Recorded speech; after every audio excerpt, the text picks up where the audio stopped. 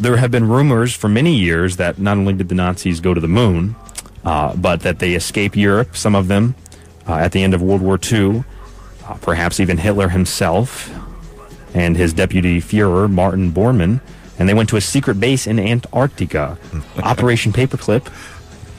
Google that if you don't know what it is, Operation Paperclip. There is a specific story and a couple of other stories about Antarctica's Queen Maud Land, named by Norwegian whalers after Queen Maud of Norway, a granddaughter of England's Queen Victoria, who liked to drink blood out of skulls, by the way. Historical facts are well documented about this expedition. German exploration of Antarctica reaches back to the 1800s. Most noted was the expedition in 1938 led by Captain Alfred Richter to Queen Maud Land, situated east of the Weddell Sea, named for the English seal hunter James Weddell. Prior to the start of the expedition, the German Society of Polar Research invited the famous explorer Richard E. Byrd, and yes, that is the same Richard E. Byrd who supposedly went to what we call the center of the Earth, which is associated with debunking theories. And what I mean by that is that the center of the Earth has a core, but there are parts of the Earth where we have underground cities and bases which are real, and some of them have even been videotaped. So they invited Richard E. Byrd to Hamburg, where he showed expedition members of this expedition that was going to be taking place documentary of his Antarctic exploration and told them what conditions to expect. Ironically, about 10 years later, the Navy's Admiral Byrd led his own military expedition to Antarctica. It was supposed to be a scientific expedition, but they took aircraft carriers and thousands of soldiers armed to the T for some reason. Well, why not? You never know when you're going to run into a dangerous group of sea lions. Right. Those ice fishers get really upset having to sit there all day. That's right. You never know what's going to happen. So, Capitan Richter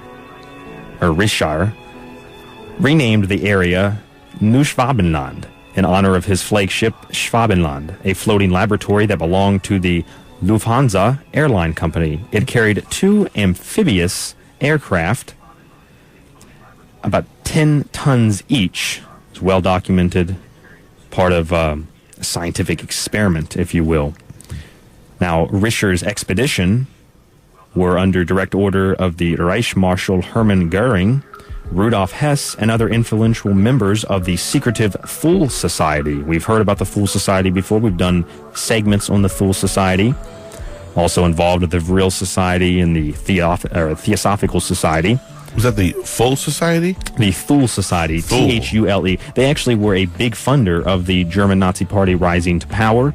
Officially on a mission to study the feasibility of whaling in those waters, Richter proceeded to drop small swastika flags along separate flight paths to the southern pole, eventually staking out more than 600,000 square kilometers for the Reich. Richter was fascinated by reports from that other guy named Waddell.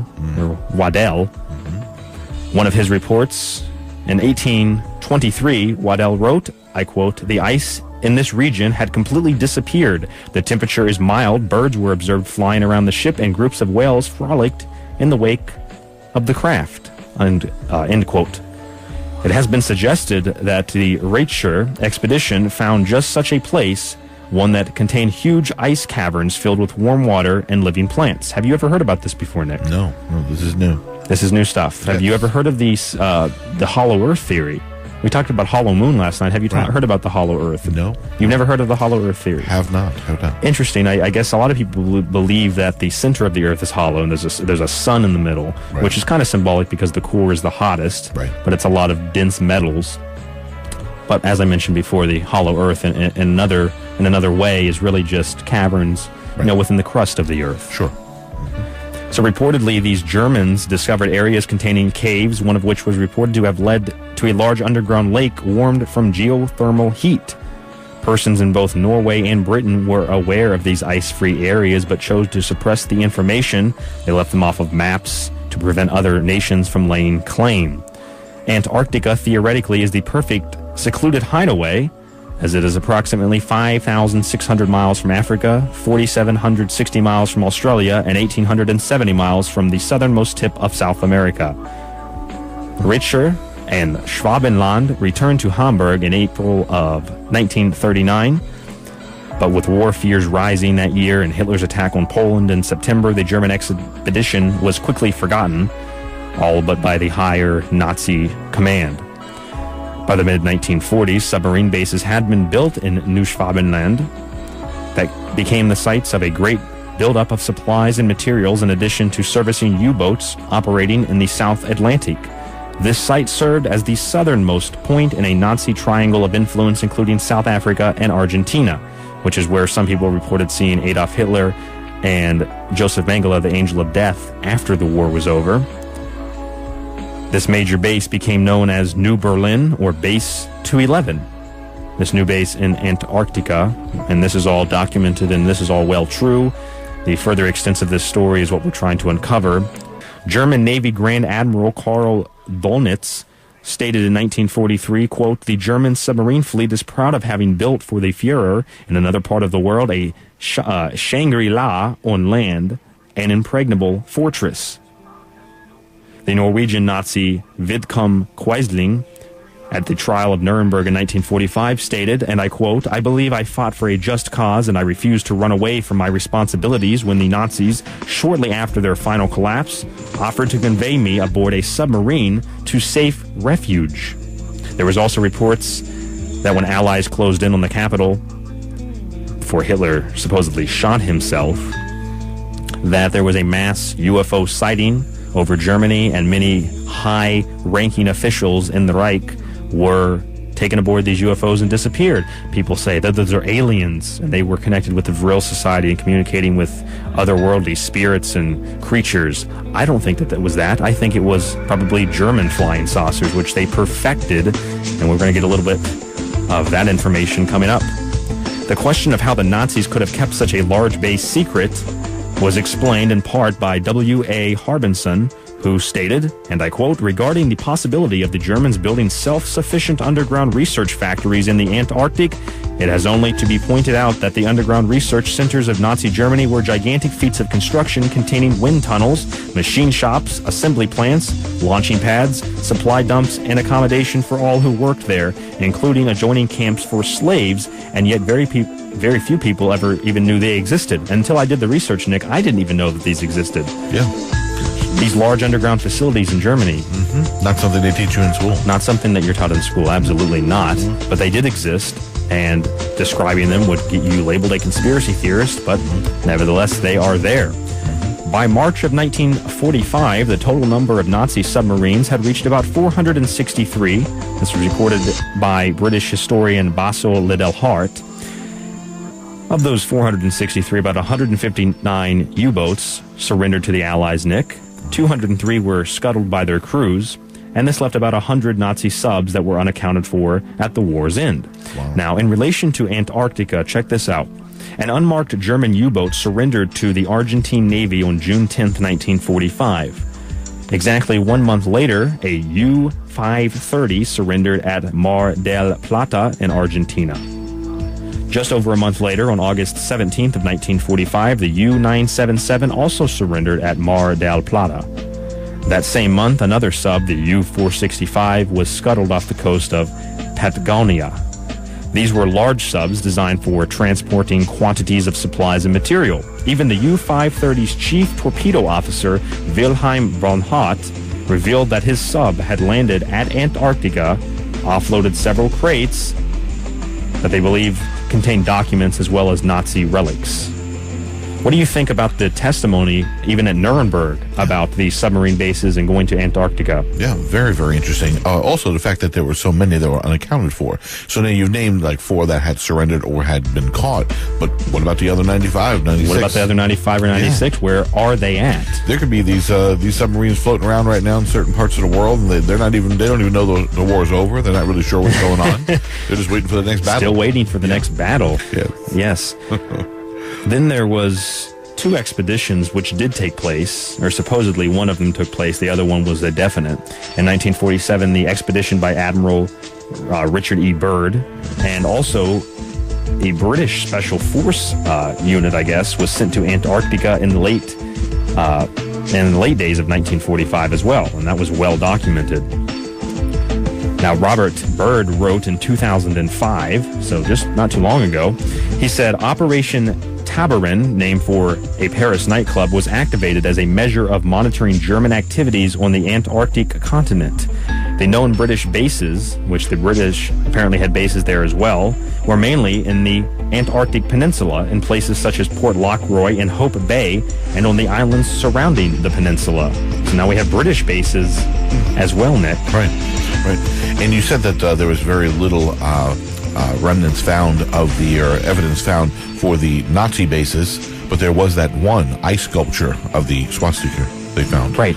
Yes, that was found. Yeah. It was interesting because there's a lot of books written about this, and I had, it's funny how the universe works, because I had picked up this story, and then I was reading a series called Area 51, and in the story they talked about how these guys went to Antarctica. There was an expedition like this, and they went down into these large underground caverns and found fleets of German UFOs, which the Germans had perfected. They weren't alien technology. Right. It was human technology. Right. And Hitler was obsessed with producing this alternative energy, alternative free energy, something we're going to talk about. It's funny because a lot of people think that the Vril Society were connected with these interdimensional spirits. The women of the Vril Society never cut their hair. They let it just grow out. And they thought that was like an antenna to connect them to these spirits or whatnot. And many people believe that, especially that sighting over Berlin, that these UFOs were aliens and helping the Nazis, who were extremely deep into occultism, the hidden, what wasn't necessarily on the surface, and people think that the aliens helped them. It's also funny that Nikola Tesla, who developed free energy or free electricity, believe that maybe aliens helped him as well. According to an unnamed survivor, a member of the British Special Forces, there's a whole extensive story about this man. He went to the Falkland Islands for a special Arctic training in the fall of 1945, and I believe for the most part that all of this is definitely documented.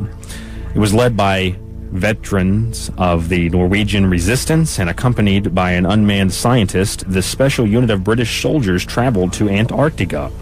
Now, it was told to Robert Byrd by this man that the original scientists and commandos had found an ancient tunnel, as they called it, and under orders the force went through the tunnel, but only 2 returned before the Antarctic winter set in.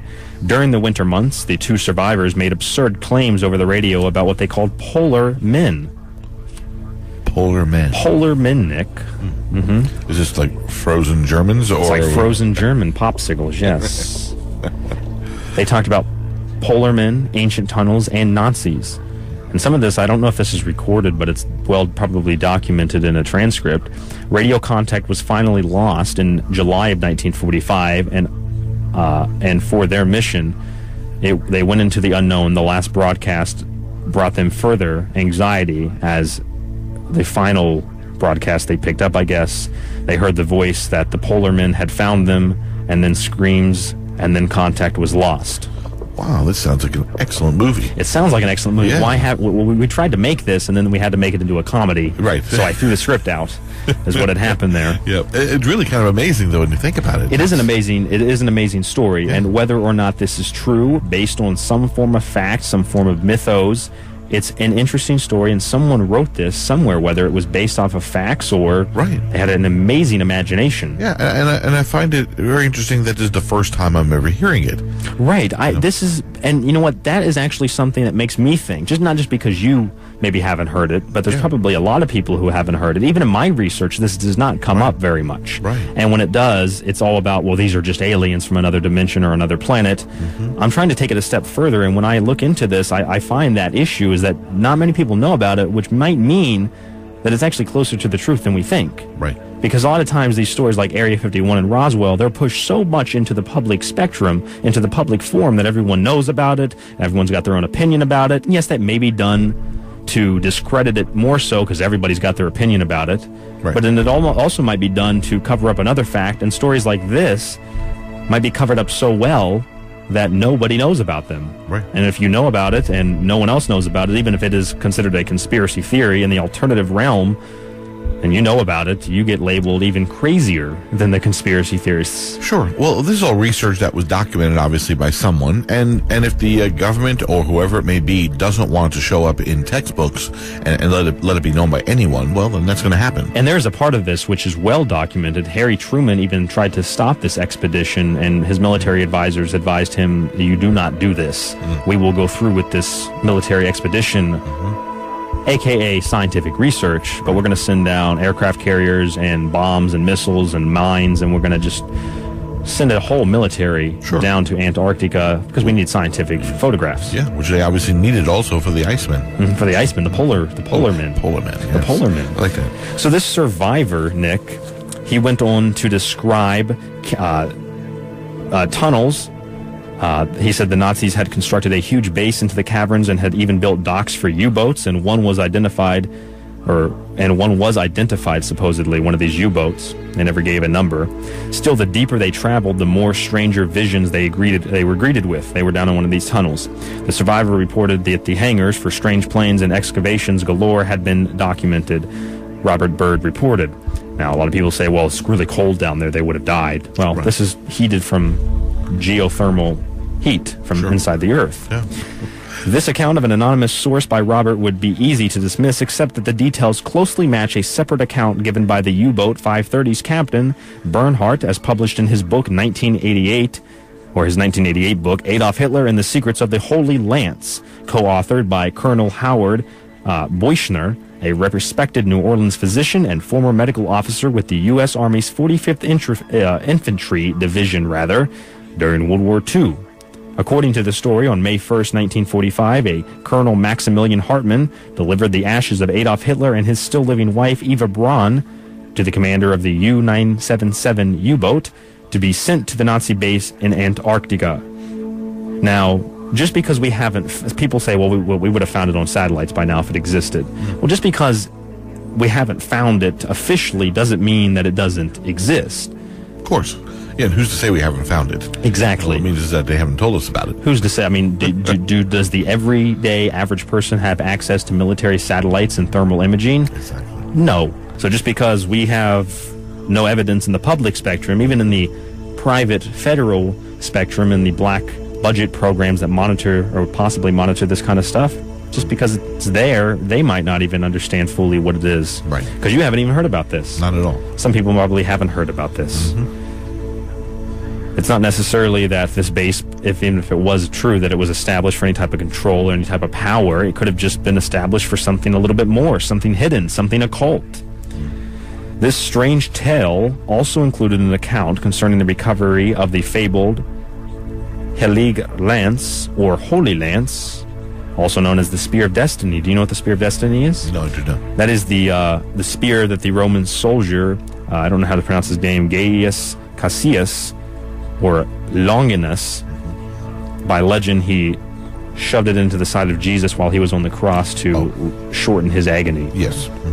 And supposedly it's in the Hofburg Museum in Vienna, but in this story it says that one is essentially a fake. But it is true that Hitler was desperately looking for this spear because you could use it for good or evil in a way, and it had an incredible power to it. Interesting. Now back to Boichner. He said he saw the logbook, or he was, shown the logbook from a 1979 expedition to Antarctica. There's another one in the 70s, which used helicopters to reach the deserted Nazi base.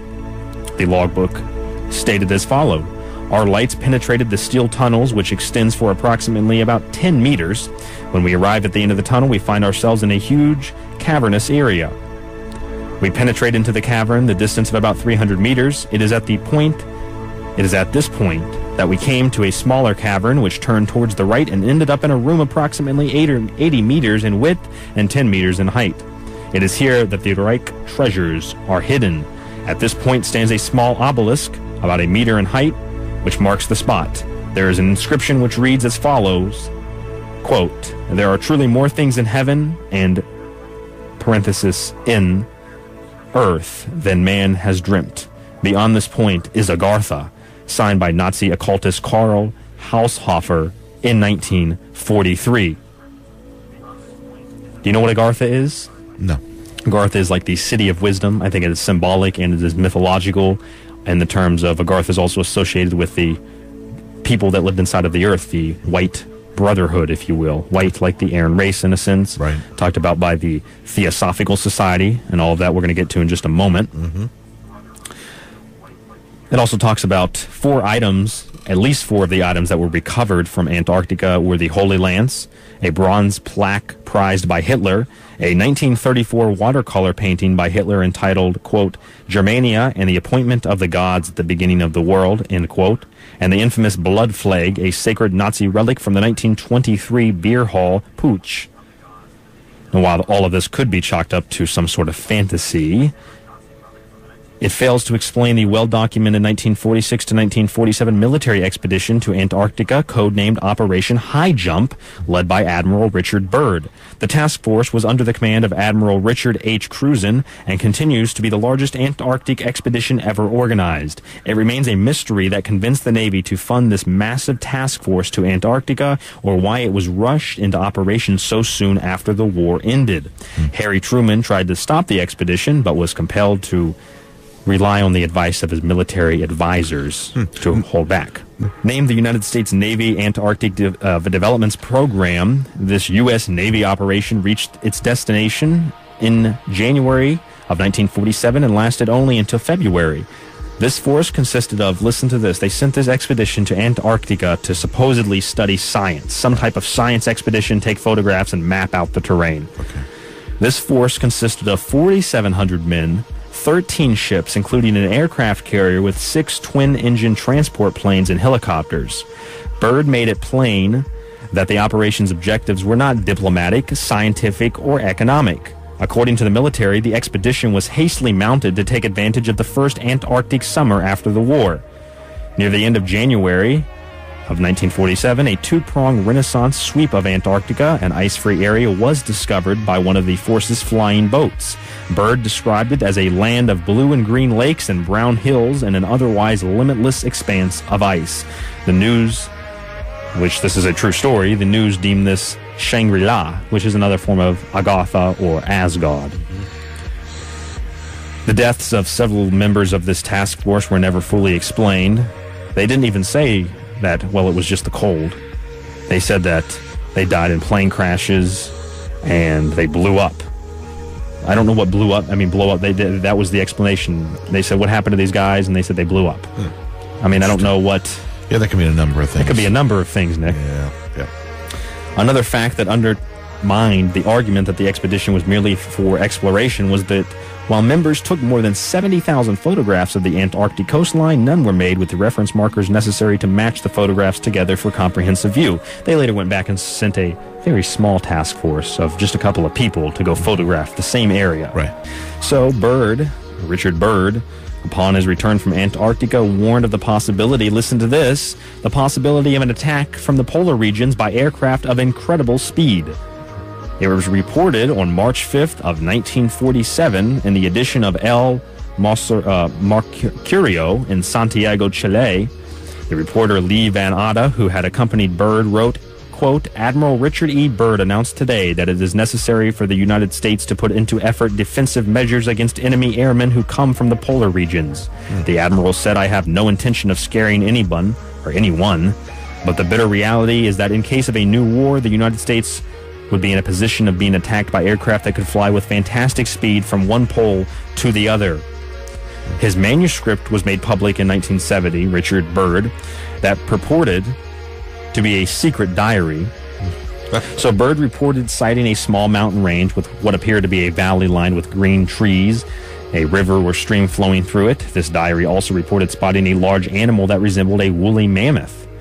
He said in the diary, and I quote, ahead we spotted what seemed to be a city. This is impossible. His aircraft seemed to light and oddly buoyant. The controls refused to respond. Off our port and starboard wings were a strange type of craft. They are closing rapidly alongside. They are disc-shaped and have radiant qualities to them. They are close enough to see the markings on them. I tug at the controls again. They will not respond. We are caught in an invisible grip of some type. Our radio crackles and a voice comes through in English with what happens to be a slight Nordic or Germanic accent. This message is, and I could give the German accent. You're good at accents. Yes. You're good at accents. He says, "Welcome, Admiral, to our domain. We shall land you in exactly 7 minutes. Relax, Admiral, you are in good hands. I note the engines of our plane have stopped running, and the aircraft is under some strange control. The narrative states that after a floating landing, Byrd and his radio man were taken on a conveyance with no wheels to the city, which seems to be made of a crystal material. He's up at the North Pole. His plane is taken in by essentially a tractor beam, and he's lowered to the ground inside of a crystal city." Now, German is also the language of the Aldebaran race, one of the root races. Madame Blavatsky, the Russian mystic who established the Theosophical Society. We have the Thule Society as well, which funded the German Workers' Party, became the Nazi Party. Hitler was a member of the military at the time. He was offered to come into the German Workers' Party, and so on and so forth. The symbol, the logo of Madame Blavatsky's society is actually an Ouroboros, the snake eating its tail, eternity, with a swastika on top. And it influenced the Nazi Party greatly, possibly one of the reasons they chose this symbol. And they said, well, they chose it because it meant strength. Well, it did mean strength, and that's why it was on the Theosophical Society. It meant something else also. It meant the sun. The Theosophical Society believed in Ubermen, supermen, Uber, German, super, men who lived inside of the earth. They were the White Brotherhood and the Aryan race, one of the root races. That was part of the Theosophical Society, part of the occult doctrine of the German Nazis. Interesting.